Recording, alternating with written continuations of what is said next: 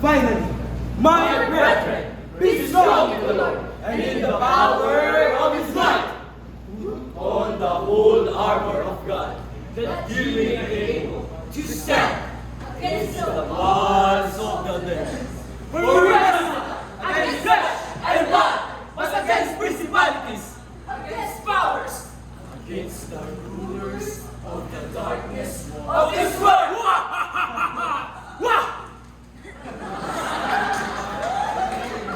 In high places.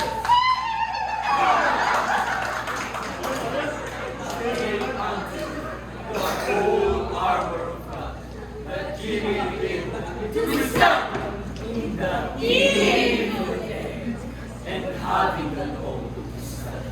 Stand therefore, having your loins girt about with truth, and having on the breastplate of righteousness, and your feet shod with the preparation of the gospel of peace. Above all,